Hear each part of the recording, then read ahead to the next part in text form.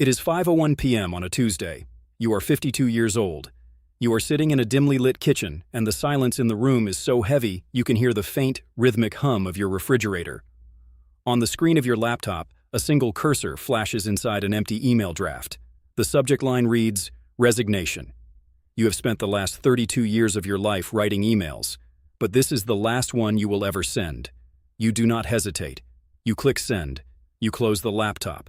The blue light that has illuminated your face for 3 decades finally fades, leaving you in the shadows of an empty room. You did it. You are, by every metric of the society that raised you, a millionaire. You have a 7-digit balance in your brokerage account, a paid-off mortgage, and a future that requires absolutely no labor. You have successfully bought your freedom from the capitalist machine. But as you sit there, waiting for the wave of euphoria, the profound sense of triumph you promised yourself during those thousands of sleepless nights, nothing happens. The air does not taste sweeter. Your heart does not beat with a newfound lightness. Instead, you feel a cold, hollow vacuum opening up in your chest. For 30 years, your worth was calculated in performance reviews, quarterly deliverables, and the steady, compounding climb of an index fund. Now, the machine has let you go because you paid your ransom. But as you look around your quiet home, a terrifying question begins to crystallize in the silence. If you are no longer an employee, who are you? Phase 1. The cult of deferral, ages 22 to 30. You entered the arena at 22. You walked out of university with a degree that felt less like an achievement and more like a receipt for a debt you hadn't fully consented to. Around you, your peers immediately succumbed to the lifestyle inflation that keeps the wheels of modern society turning. They leased German cars. They moved into high-rise apartments with floor-to-ceiling windows.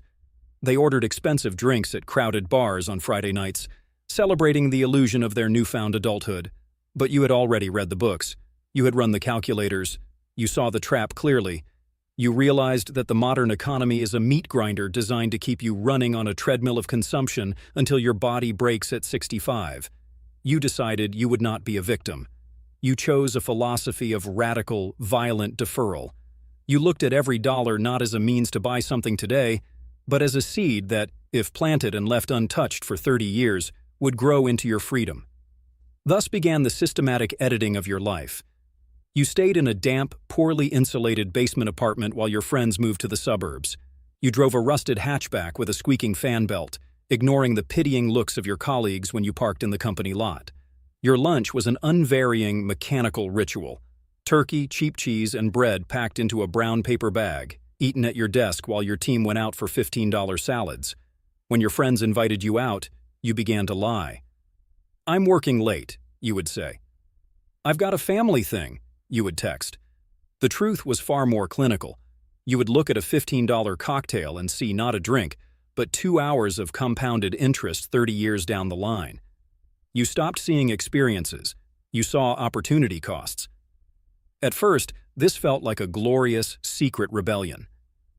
You were the silent saboteur, quietly digging an escape tunnel under the prison walls while the other inmates spent their energy decorating their cells. You found a twisted, ascetic pleasure in saying no to yourself. The spreadsheet became your god, and every dollar saved was a prayer offered to an imaginary future. But hunger at this level isn't just physical. It is silent, and it eats away at your social ties, your hobbies, and your capacity for spontaneous joy. By 28, your world had shrunk to the size of an Excel sheet. You stopped seeing people as potential friends or partners. You saw them as financial hazards who might tempt you to spend money outside your budget. You convinced yourself that this isolation was temporary. You told yourself that once you hit your numbers, you would start living. You didn't realize that the human brain is highly plastic. When you spend your entire 20s training yourself to find satisfaction only in self-deprivation, deprivation ceases to be a strategy.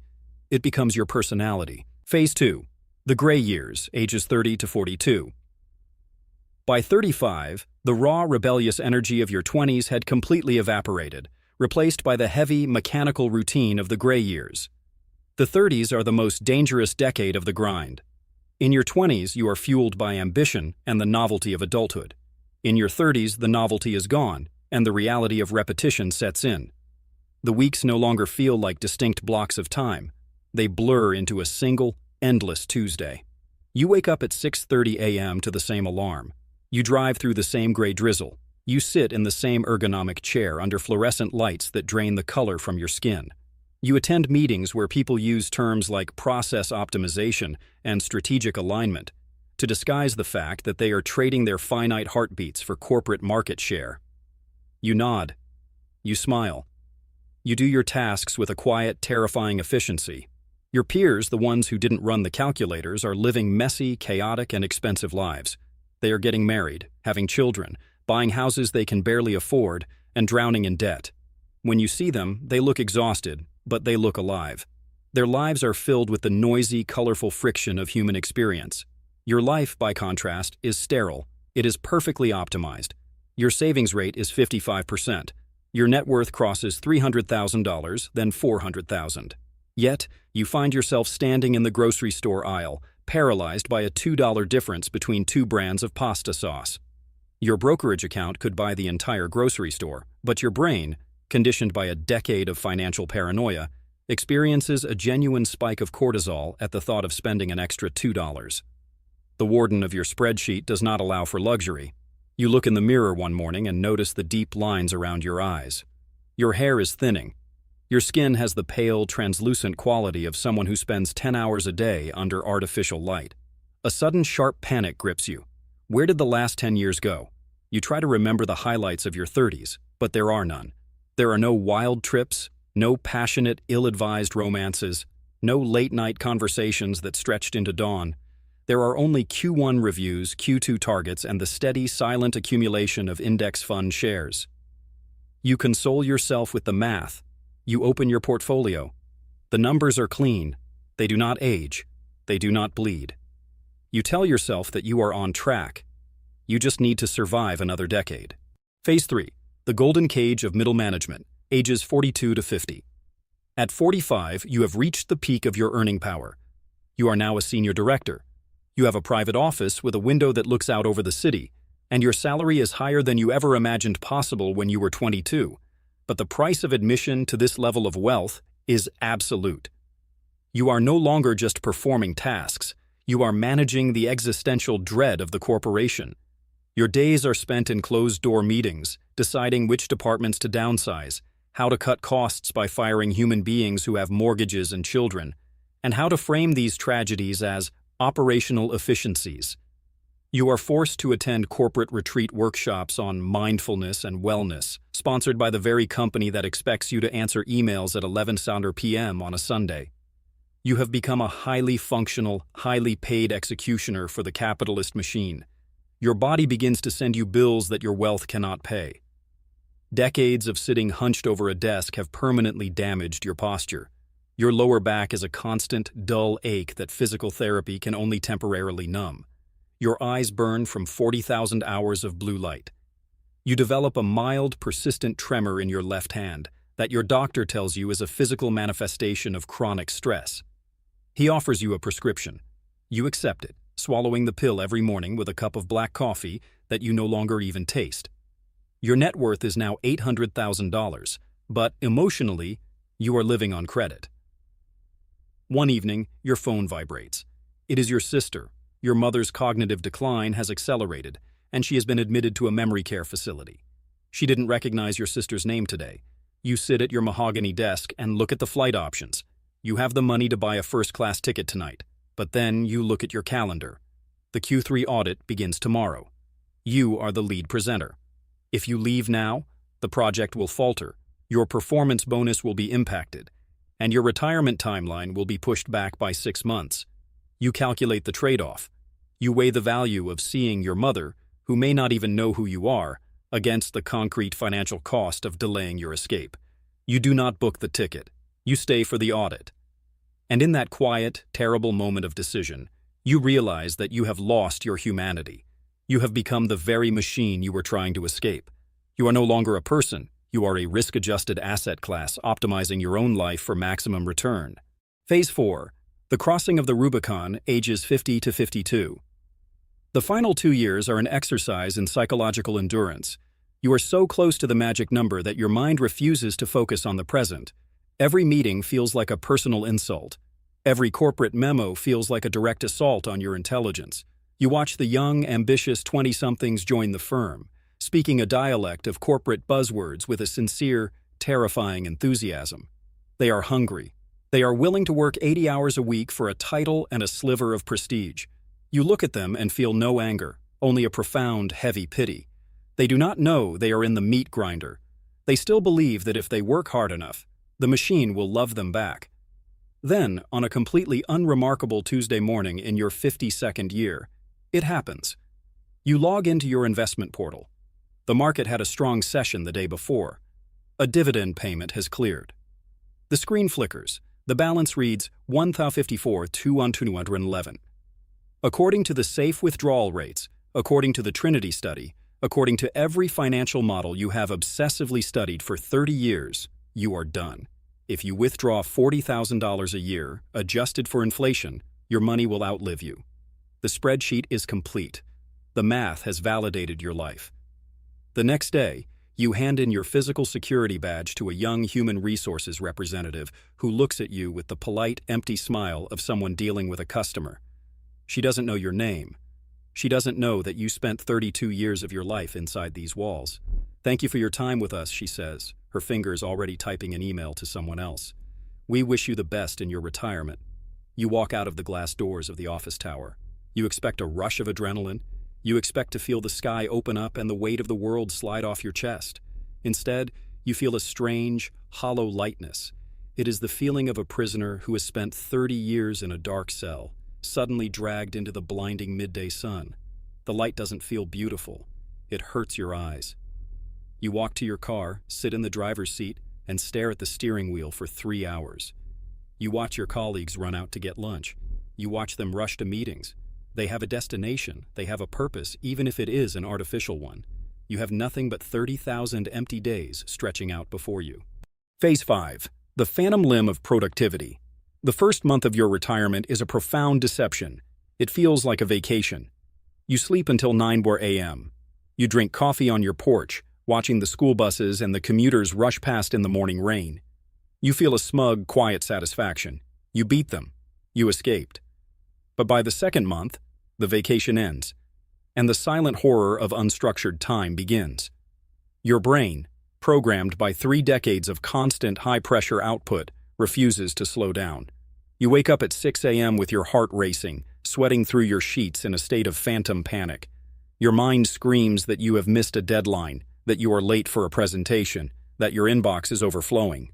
Then the cold reality hits you. There are no deadlines. There are no emails.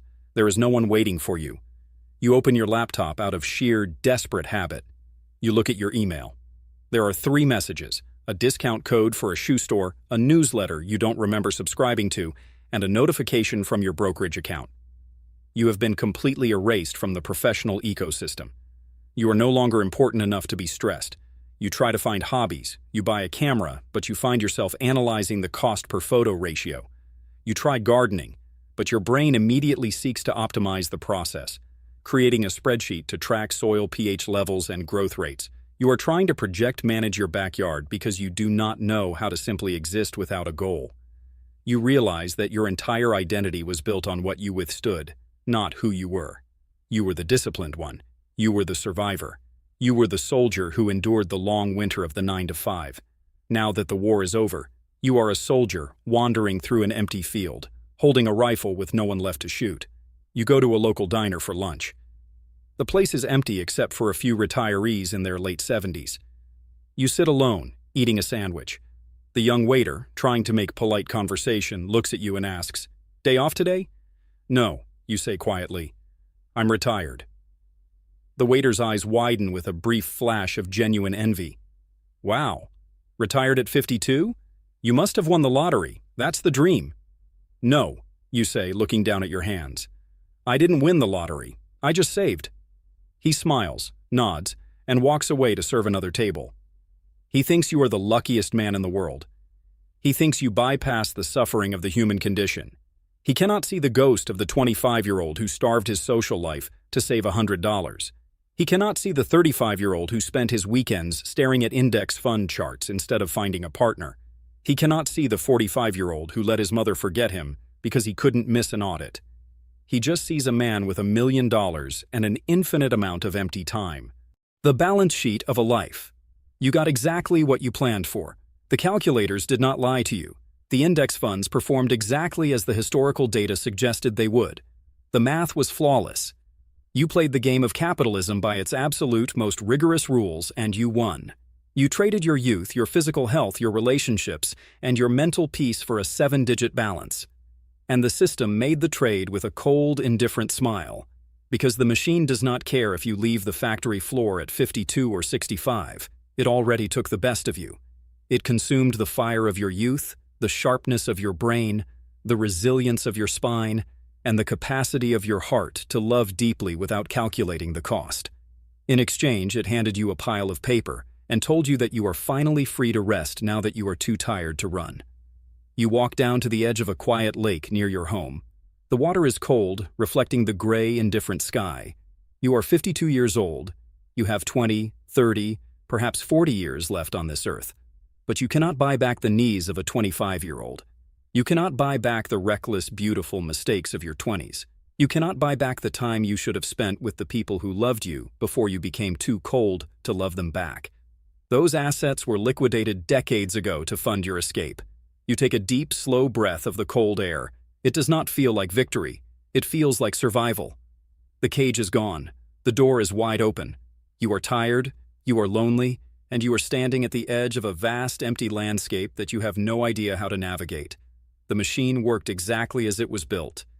But as you look at your reflection in the cold, still water, you realize that despite everything you surrendered to buy this moment, you are still here. Your youth is gone, but your breath remains. The system won the transaction, but you survived the deal.